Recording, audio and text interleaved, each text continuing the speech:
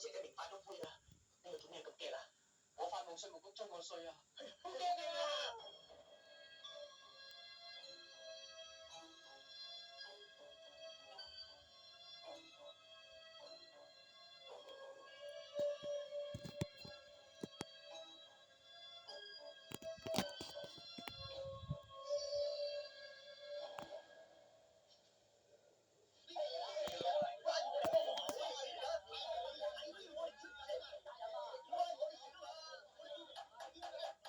我諗就咁落去啊，就算拗到天光都係冇結果嘅。